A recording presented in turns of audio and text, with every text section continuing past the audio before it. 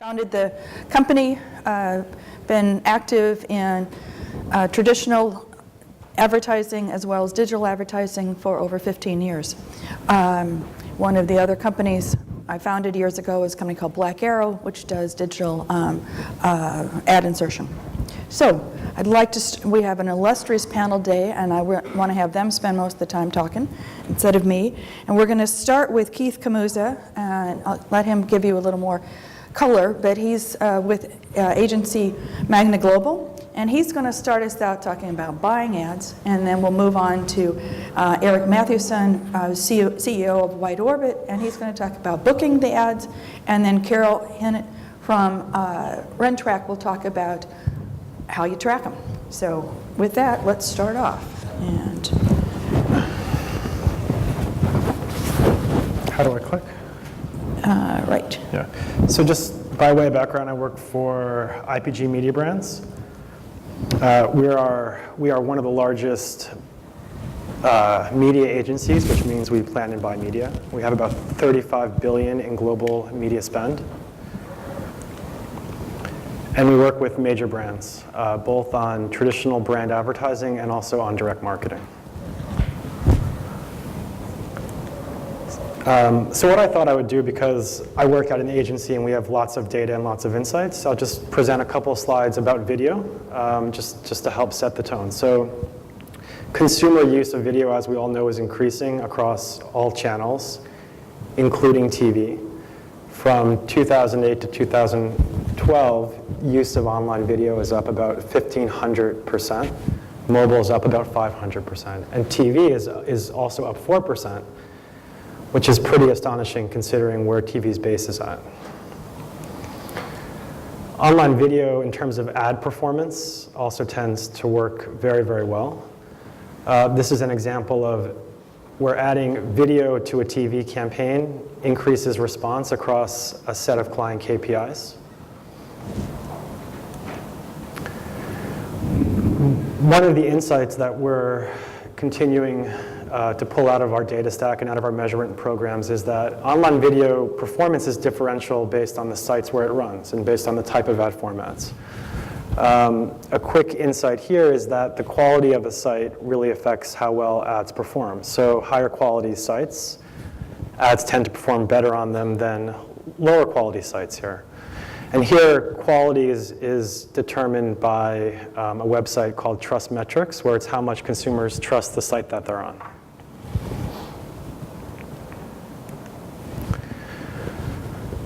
One of the big topics we're working on is helping advertisers integrate video into their media plans.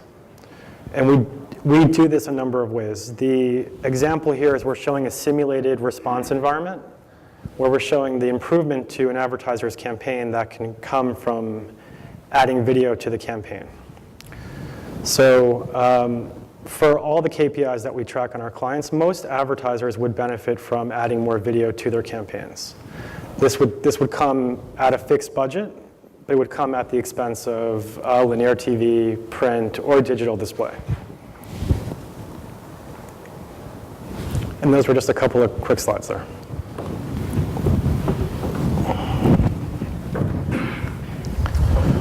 Thank you, Keith. My name is Eric Mathewson. I'm founder and CEO of White Orbit. We're going to go through just a couple of quick slides to give a little background on White Orbit in addition to some data, because I think probably most of you have not really heard of our company. Goal has always been to make it easier to buy and sell media, really of all types, not just television or radio or cable nets, but literally all types. We made a fair amount of progress towards that goal. We're at about a $75 million run rate. 83% recurring revenue. We're a SaaS software company. We manage about the ad backbone for about 70% of US television stations, about 30% of cable nets, about 10% of radio stations. So we're currently running about $25 billion in ad spend on our platform. We're contracted for $35 billion in ad spend, just trying to catch up to Keith's existing $35 billion spend.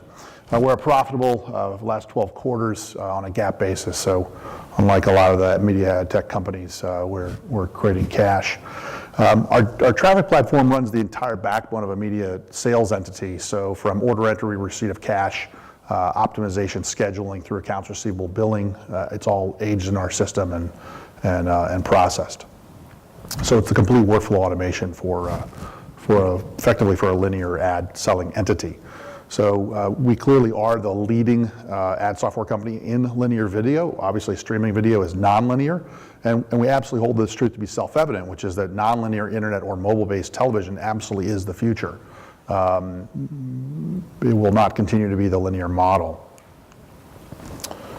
There we go.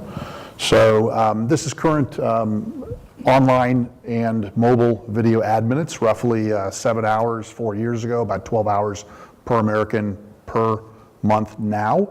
And this is with deference to Rentrack, who's doing a great job at providing Nielsen a run for their money. This actually happens to be Nielsen data. Here's the exact same data, just on a different scale. And then here's traditional television, which obviously there's just a lot of gap still to cross in how your average American is viewing video minutes. It, of course, has not really declined while mobile and online have grown and gaming and everything else has really rolled. So again, growth of roughly 7 to 12 hours over the last 4 years. It's about 63% growth. We like to look at the industry as how long is it going to take to get roughly 30% market share for online video. If it grows at the same rate as it has the last 4 years, it'll be 2025 before it even gets to a third of the overall industry. Now, I fully expect that someone in the audience or someone watching over streaming media now on the web is going to come up with a product that's going to do something to make us adopt streaming video and nonlinear video quicker than this data, but that's what it currently is. So again, we're contracted to manage about $35 billion in ad spend. We're managing about 93, 97% of client revenue. We're here looking to buy companies, partner, recruit, and build to solve the transition from linear to nonlinear for our large media clients. Armin Khan, our VP Biz Dev, is also here in the front row, and I'm happy to chat with folks. Thank you.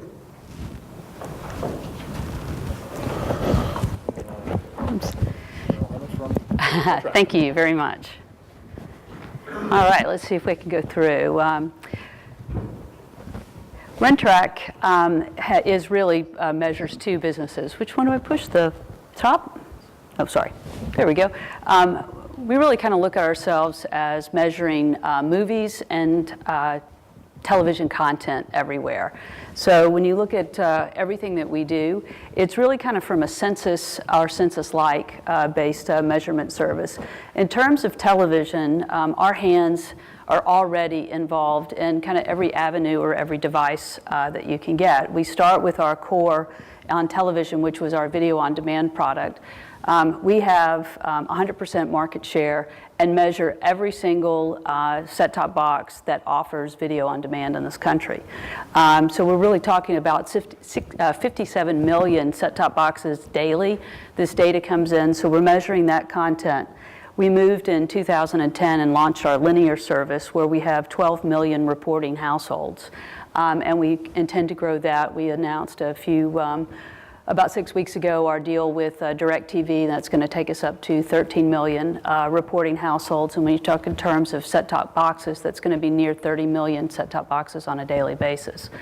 In addition to that, with mobile TV, with the internet, we're looking at our partners providing us data on that. So what I mean by that is the content partners that we have that offer their content, of course, these other platforms or devices, they actually cause all of their operator partners to give us the data. And so we're really tracking 88 million transactions on an annual basis on mobile TV and a little over 1 billion on internet TV. And that's just from the small partners that we have today. So we're looking to kind of grow that role. But one of the unique offerings of Rentrack, or what we think is so important, is it's not just taking the measurement of those individual platforms, it's really tying them with the consumer data from all of the other companies that we can get, whether that be kind of the auto industry sales data or credit card spend data. We're taking these consumer products and linking them with the television viewing, what's happening across all platforms, so that we can go in and really talk about delivering a more targeted or advanced demographic from an advertising perspective. Oops. In terms of what we really think about, we really think that television provides the best intelligence for the digital space today, and particularly for streaming video. It's the most granular resource that you have to kind of understand consumer, cross-content preferences, to understand the profiles of those audiences. And as we get into kind of the cost of, streaming versus regular television and ads and such, I think that this is really kind of a powerful key. And then when you can think about the consumer data that's linked to that, no matter what kind of device it's on, I think that that's a very powerful resource and really should be driving kind of the thought and the leadership and what we do in the digital space, because like it or not, television, as it's still growing, but it is, the predominant factor of all content that's consumed today. When you look at what we're doing in the space, it's really taking that intelligence that we have from television and driving the decisioning that's happening across a wide variety of clients today. We look at the content acquisition, we're influencing digital marketing and production promotions, and looking at the advertising sales on the digital platform. And then we're working to expand that capability. We know that we have, because we kind of have the census level and we passively collect the data, we don't have today the basis of measurement that says Nielsen does, because they own their panel. So we're looking to expand our partnerships with companies that might be able to give us more of that reporting intelligence on the internet side, and kind of give us that passive and census-like measurement in the space. And then we're also increasing from our digital download space, which is not ad-supported today, but we're growing those partnerships on a daily basis, and just we have the leading source of that data today. But again, that is all kind of permissioned by the content owners on that. So look forward to the panel, and turn it back to you, Pat. Thank you.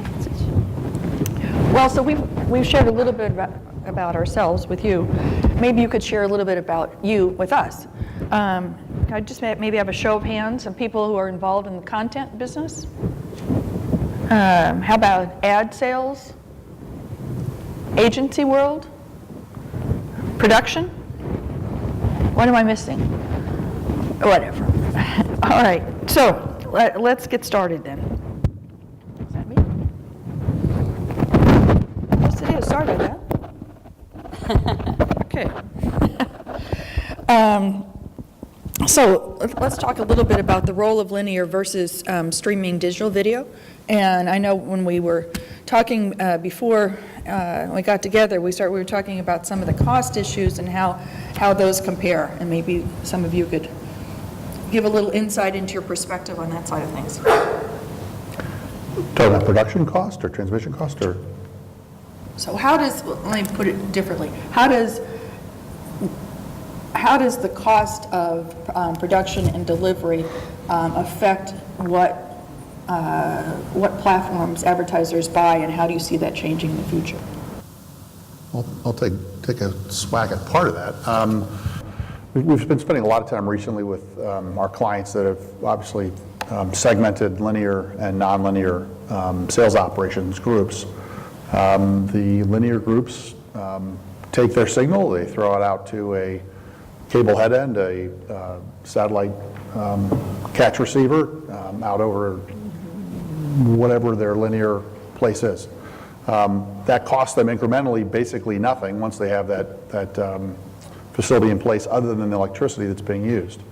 On the nonlinear side, there's a whole stack of vendors that you need to use, of course, to get that signal out over the internet. And so that unicast model, the one-to-one model essentially, is costing somewhere in the neighborhood of $1.80 to $3 CPM, which is very, very different than zero on the other side.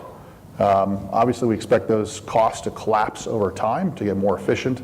Frankly, there would be less vendors, more consolidation, but it's a significant amount of capital when your CPM rates on the ads are, $4 to well, $4 to $40, whatever it might be.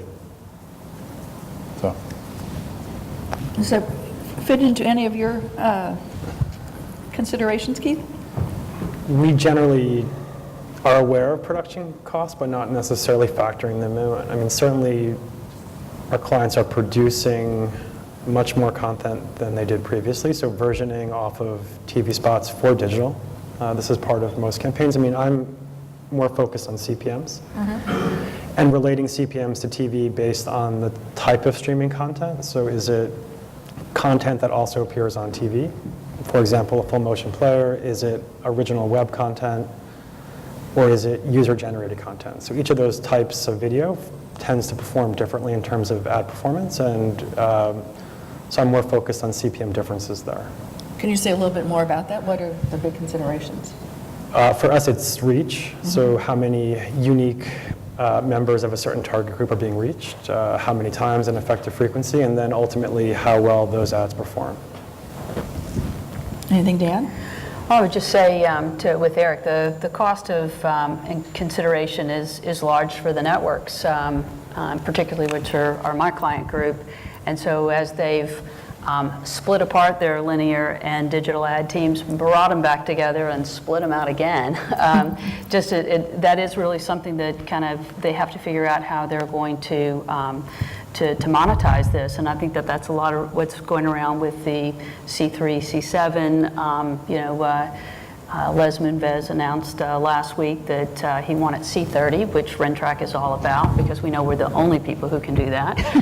So we say more power to him. And I do think that trying to find out that appropriate mix, and then also kind of can that content live in those other environments is very important, and it's part of the cost consideration. And I think certainly the folks that run the VOD side of the business haven't gotten the traction that they wanted to from some shops like Keith's and others. So that's something that we really want to try to push, because obviously it's been a platform that's had double-digit growth for the last 8 years, and the content is widely viewed past the third day. So it's something that we really need to figure out.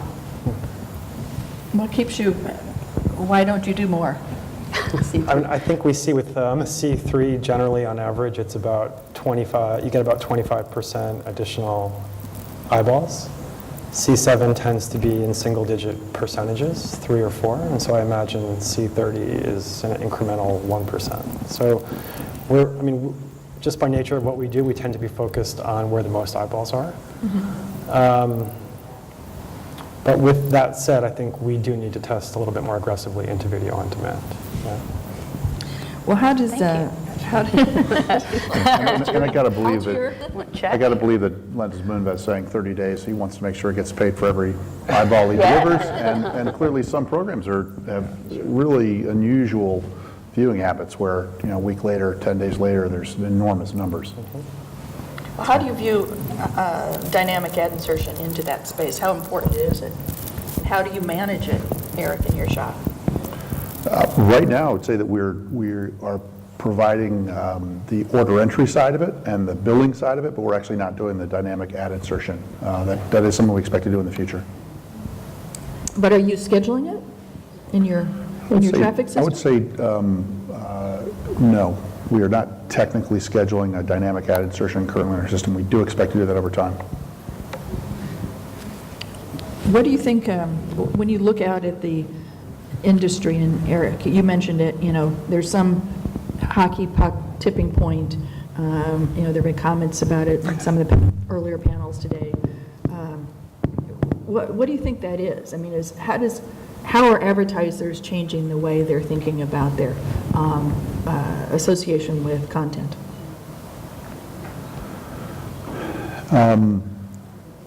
I think there will be some hockey stick style adoption at some point. There's some, I don't know whether it's someone's going to come up with a TV device that's like this, and there's a hologram that pops up, and you can watch it anywhere you want, and I mean, who knows, right? But there's things out there that are being developed today that we're clearly not aware of broadly, and one would hope that they'll be super compelling and they'll change the adoption track. But most people like to come home and Put their feet up. hit that big display on the wall and kick their feet up and relax and frankly not pay a whole lot of attention other than to kind of click through various shows. I do believe that the advertisers want to get to a whole bunch of discrete audiences, and they don't really care where those audiences are as long as it rings the cash register for their businesses, and it's worth buying those ads. What do you think, ask all three of you, what do you think the keys are to transitioning from linear to nonlinear programming? I mean, ads in linear to nonlinear. I mean, we're seeing a small tick up, and what are the stumbling blocks? What are the biggest hurdles? The quality of the content. I think that we've made that jump when you see the primetime telecast going to digital. We've heard lots about the younger generation not watching television. I think my daughter knows. She's in her 20s and knows all the hot programs, and it's important to her to watch them because it's the water cooler conversation, but she does watch it all digital. So the fact is she's watching the commercials because they're embedded in there. It's not as if she's going in, but she doesn't mind that. What she wants is the flexibility to get that quality content when she wants it. So. I think there's two hurdles. The first is measurement. So there's not great measurement for digital streaming media across the board. So for example, tablets, there is no measurement. So the first block is having reliable, repeatable measurement that allows us to plan against an audience across device. And the second is performance. So the first is measurement, meaning can we target the right people, put ads in front of them the right number of times? And the second piece is performance, meaning do the ads work there on a relative basis? Do they work as well or better than traditional TV? And if so, then we can shift dollars. Eric, anything to add? I think Keith stated it quite succinctly. But when you think about moving into the nonlinear space, I mean, I think one of the complaints I often hear about when I do consumer research is ad overload. And what's your thoughts, guidance? How does the industry work, get paid for all those eyeballs without overloading people seeing the same ad over and over again? Back to good measurement, right? Right, good measurement and this notion of excessive frequency. So there's an infinite amount of inventory available, because inventory is a page load, but there's a finite number of people behind that inventory. So often, because of where the industry is at, ad campaigns will build excessive frequency, meaning we're reaching a small number of people a whole lot of times. This is a major problem right now with streaming media, and so the solution is to frequency cap. But the notion of frequency capping across platform, across device, is pretty complicated for a whole number of reasons, which I can need not elaborate on, but there are many reasons why it's nearly impossible to create a single frequency cap and apply it across the entirety of an advertiser's plan. Mostly to do with not having a dynamic way to control ads. Yeah. And obviously as a viewer, when you watch something, an online video, or frankly even some discrete cable channels that don't have a whole lot of variety of advertisers, as a viewer, it kind of drives you crazy. You see the same promo time and time again, or you see the same ad time and time again, and it's maddening. On the promo side, it makes you want to maybe not even watch what you thought was a cool show the first time you saw the promo. Ad, kind of same thing. The 10th time you see the ad, you don't really want to buy the product anymore, even though it was the right product for you. Again, on the linear side, we're doing about 4-ish billion ad impressions a day, just on White Orbit software. The largest of the folks on the nonlinear side are doing roughly that per month. We also have about 175,000 advertisers that are advertising on White Orbit clients. My guess is it's a much, much smaller number on the nonlinear side. As the two come into parity, it'll be a much richer, much more interesting experience for the viewers. How do you see programmatic buying influencing linear over time? Do you? Yeah, it's an important area.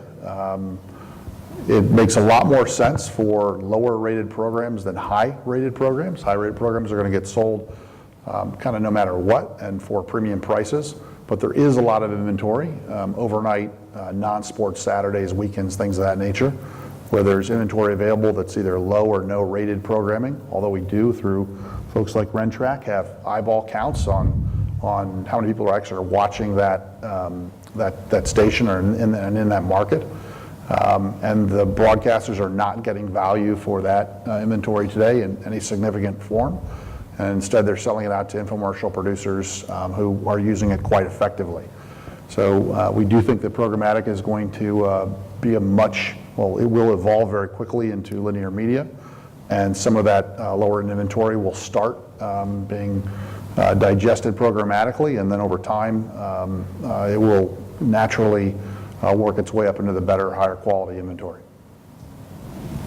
Keith, you I guys mean, made some- there's no question that programmatic buying is the future. It's just a smarter, more efficient way to transact. I mean, there's just no question. And the more robust data streams that come online, like those from RenTrack, the better we're able to describe the audiences underneath inventory that is coming from traditional sources of programmatic media. So I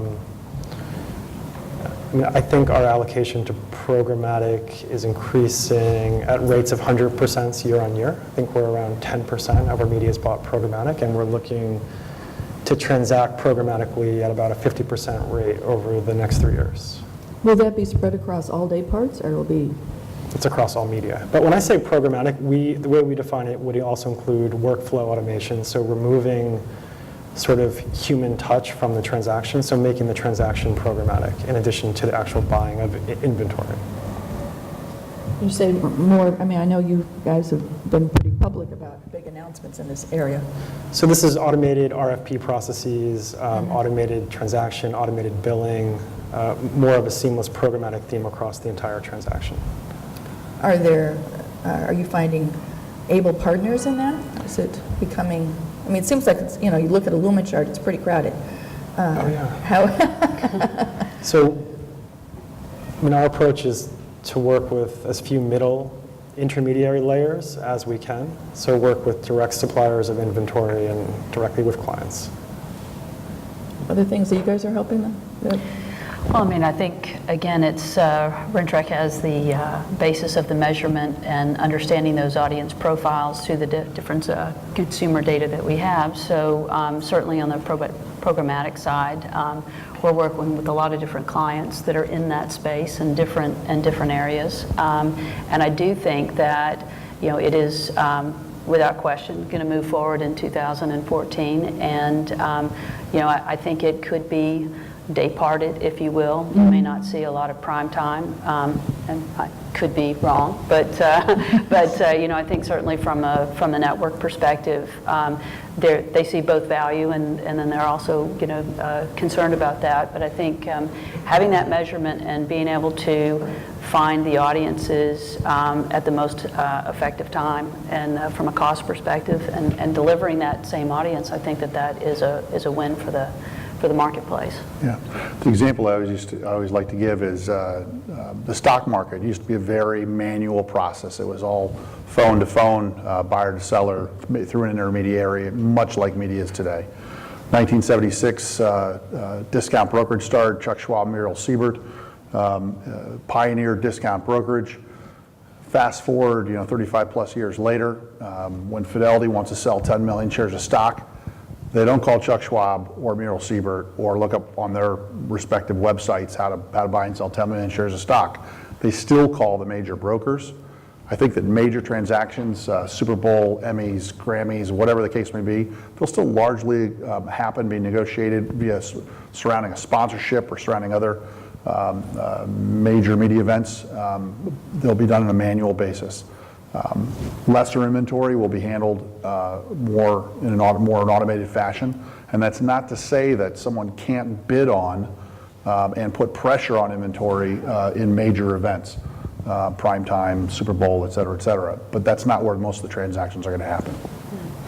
But it is really a crowded space when you want to consider the product integrations that are out there as well. I mean, so much of it today is built on relationships, and you can't take that away from the equation. And so, even if you can prove that the right target audience is in this spot, not that spot, there may be reasons why they don't want to be there, whether it be the content itself, a brand not wanting to be associated with that content, or it could be just preferred status that a advertiser might have with a particular network. So I think you're going to continue to see that, and certainly some inventory is going to be held back, but it'll be an interesting marketplace from there.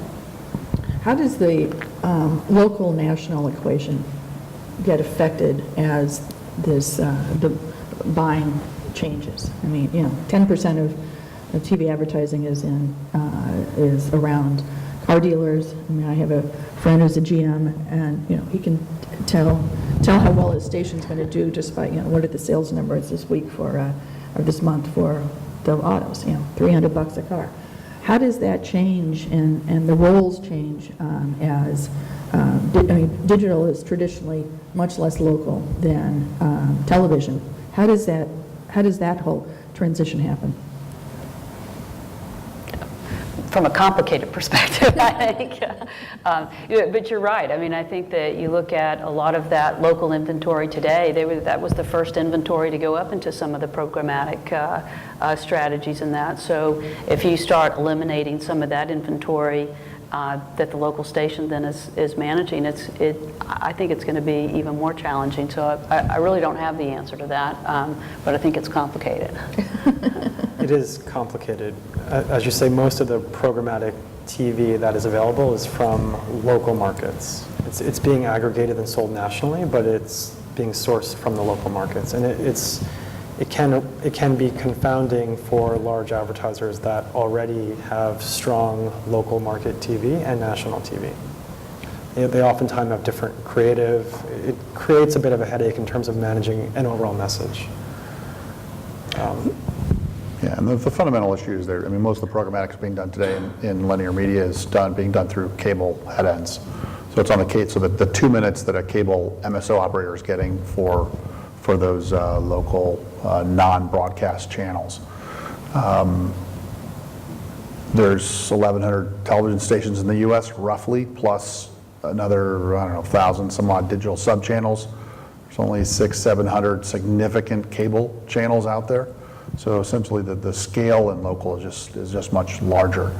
But there's also a lot of value there because the smaller markets don't sell out all of their inventory. Some of them have 60% available that they're effectively unsold. Others are much smaller, but certainly the top 10 markets, there's effectively nothing that's unsold. It's substantially less than 1% of their inventory is essentially given away as credit or as a added value or something to that effect. It's easily sold. So the major nets have no problem in selling it through the existing system. Hence, there's less of a need for them to get another sales channel through programmatic to garner incremental revenue. Any thoughts, Keith? I mean, it is incredibly valuable because with new types of data, inventory that was once considered low value and hard to sell, when we append audience data to it, we can now more clearly understand that we're reaching the same people who watch primetime. We're reaching the same people that we want to target in other places. And by applying data to this local inventory, we can now more confidently feel good about buying local inventory. So it is incredibly valuable. Well, traditionally the C in the CPM goes up the more local you get. How does, I mean, I've been in situations where a lot of national buyers don't want to deal with the cost of local. Does that get rebalanced as you get a better sales system underneath it?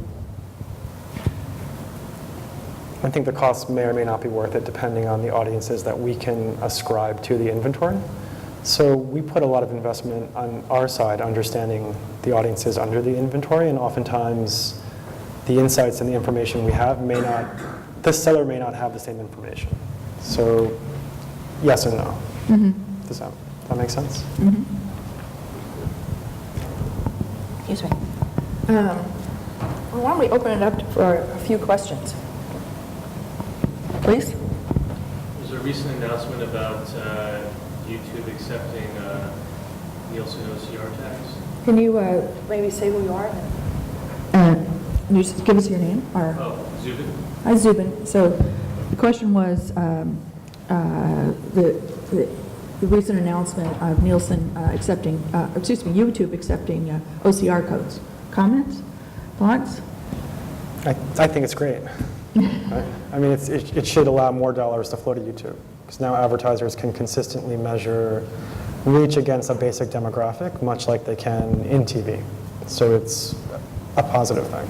But isn't it going to depend upon YouTube having, content that can get frequency and reach, i.e., the cat video versus, the content show that you watch every week? So is the measurement really important, or is it really the content that's important? And content drives. If you can measure that, that's when you get the dollars. So just restating, is it the content or the audience that's driving? Am I saying that correctly? Yeah, I mean, I guess the question is, do you need premium content to get those ad dollars? You do not necessarily need premium content to get those dollars. I mean, YouTube has got massive reach, and so they're able to reach essentially mostly any audience that can be reached through any other vehicle. So the OCR layer provides that that confidence to the advertiser that they are in fact reaching the same audience. I'm curious if anyone in the audience is planning on setting up their own channels versus defaulting to a YouTube solution. Because there was a large number of people in the audience that were primarily content focused. So you're thinking about it. It's not easy. Then obviously it's not easy creating content, let alone figuring out how to put it out in front of a viewer. So. Your question was on YouTube versus off YouTube? More or less. And they were setting up your own channels you can, with servers, put it out over the web. Obviously you have to publicize it. But there are technical solutions today that are not nearly as expensive as they were fairly recently to essentially create your own channel and stream it out over the web. Go ahead. Why would you, so if you're managing inventory, I think it makes clear sense why you would build your own channel outside of YouTube. If you're not, is there any benefit to building your own channel? So the question is there any benefit to building your own When you channel have this free resource in YouTube? compared to free resource of YouTube? Go ahead. Yeah, so I guess the question is YouTube free? And the answer, I think, is definitively no, because they get a share of money that from the advertiser. And so you essentially are choosing to use YouTube for publicity and an ecosystem and so on and so forth versus the money you make directly. So what I was suggesting is ad inventory aside, if you're not planning on monetizing content, is there any benefit to using a channel outside of YouTube? So, and I'll restate the question, is there any benefit to using a channel outside of YouTube if you're not planning on monetizing the inventory? And I don't really have an opinion on that one. There's got to be plenty of reasons why you might want to do it one way or another. Now, obviously, YouTube is a phenomenal resource for most folks. Is there another question out here? Yeah, I come from, my name is Andres, from a local station. We have a different platforms. We are online, and we are also OTT. But we cannot find a way that visual commercials for like combined package, like a media package, like say, okay, buy TV and online, because the agency, they still think that online is not a good idea. If you could give just three strange that we can convince them why to buy both advertising. So the question is, what are the 3 things that you could do to convince people to buy both TV and online? I would say there are research studies that you should be able to show that your media properties work better together. That's one way. Or you have an incremental audience that you have online that you don't have to broadcast. So either the combination of the two is more effective, or you have something incremental to offer advertisers when they place ads on your digital properties.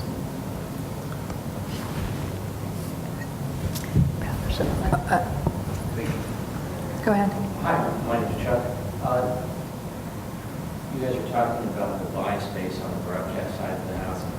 With regard to delivery ecosystems like Adobe's and others, are you seeing any that are coming to the fore now that include ad insertion as a part of their overall service that stand out to you?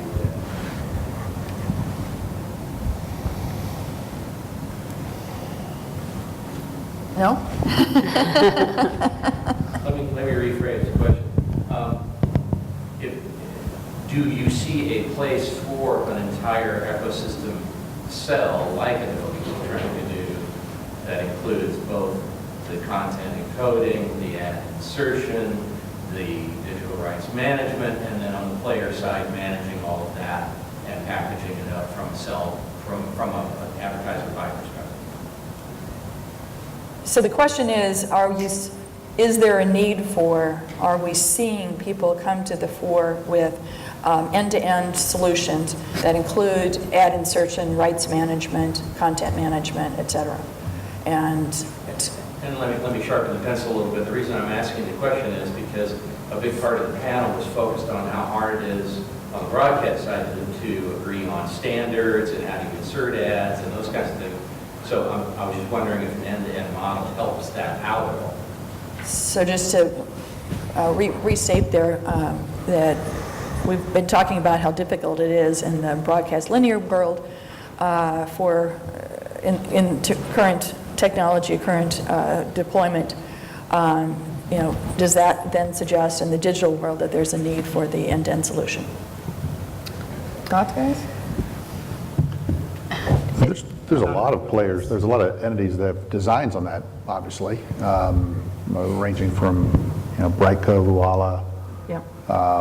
there's various technology components that are trying to horizontally come up with a solution in addition to their core business. So, whether it be LiveRail, Adapt, Yumi, Tremor, et cetera, et cetera. I mean, everyone's going to try to come up with a complete ecosystem over time.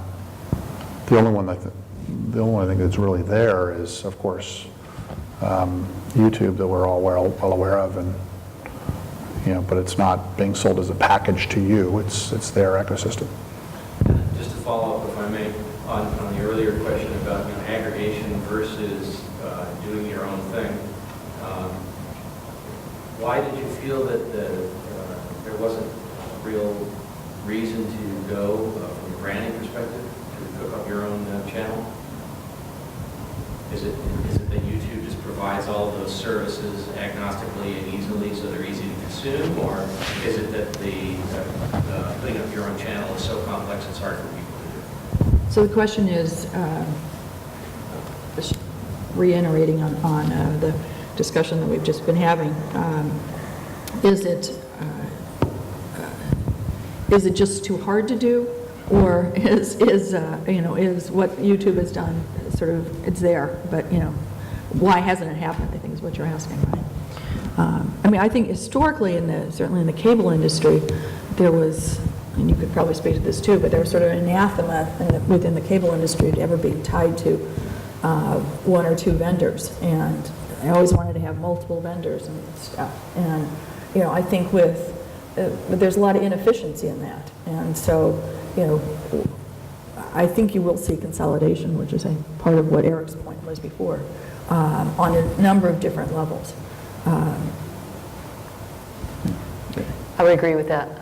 That you'll see the consolidation just because of the cost structure and it's complicated to keep track of all of that. And I think Pat's absolutely right. From a cable perspective, from basic transporting of the content, and then with the more advanced technologies, it's a rights issue, and it's just technically complicated. Excuse me. Go ahead. Not in my wheelhouse, sorry. Yeah. Not in your wheelhouse? All right. Well, I mean, you've seen IAB come out with a lot of I wouldn't say a lot, some attempts to create standards around the OTT space. There are de facto standards on the traditional television side, but those two worlds today haven't merged as much as one would think that they would. I think you're starting to see it just because you have to do it on the right side. I always love when people talk about, well, ads. Everybody would want to have their ads seen another 10 times, but ads have rights too. So there's a lot of complexity in keeping it straight, and registration things that need to be considered as you're thinking about putting it together. So How we can deal with on TV, we have the repetition of the commercials, and we know that versus that audience is 1 hour. We can repeat it in 4 breaks, but online will be rotated. It's now targeted because, as I understand, we don't have the data yet to say, okay, this commercial, let's use it for this number of audience with this age or information that we have. How we can deal with that with the agency, because the clients want result, and we can explain that with repetition that we have seen results, but with just hit the page and see one time commercial. I know everybody is talking about quality of content, and it's also quality of advertising.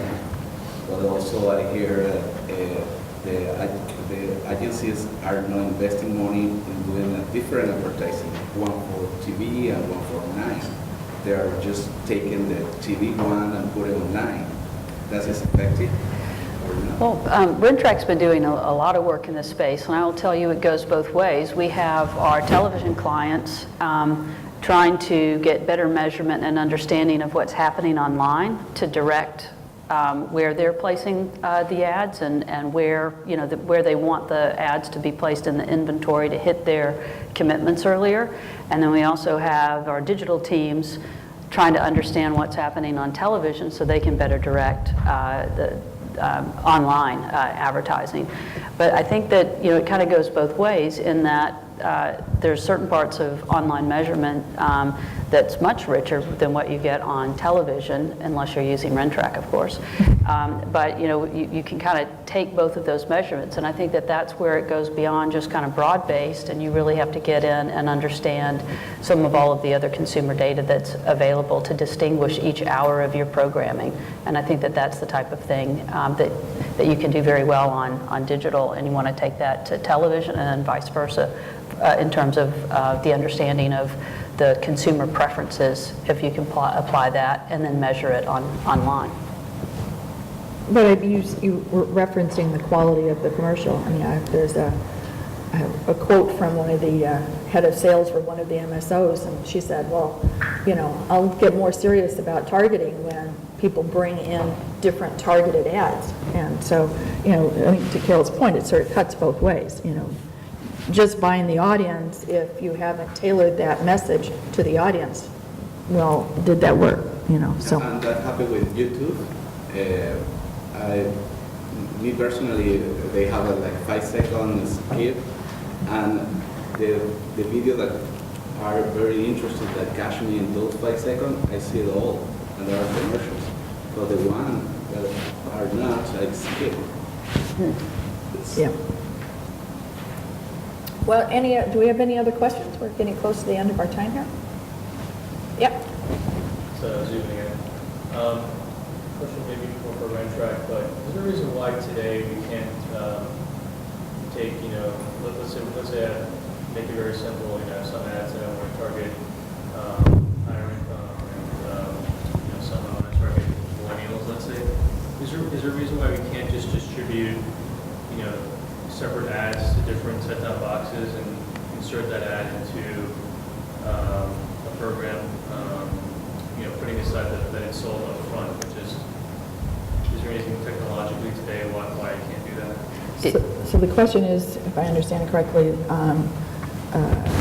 is there a reason why you can't do targeted ad insertion, different ads to different set-top boxes? In a cable MSO OTT environment? In a linear view. In linear. It's feasible today. I'll just tell you that it's an issue of scale that is just tremendously complicated. Again, for the benefit of the remote audience, the question was, can you insert a ad into a linear stream to a cable set-top box? And the answer is yes, you can insert targeted ads. It's a problem of scale. It's a massive challenge. It'll happen eventually.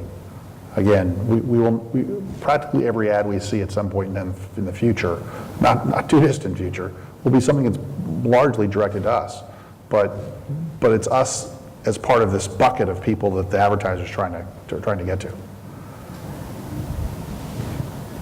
I mean, my quote I was just sharing with you is sort of part of the reason. I mean, the insertion in linear needs to happen at the local facility, and that's controlled by the MSO. And historically, the MSOs have not moved rapidly, and some of that's because their environments are very heterogeneous. So it's not like a one-size-fits-all solution. But you're starting to see it, but it's moving slowly. So one last question. Don't want to stand between you and lunch, so There you go.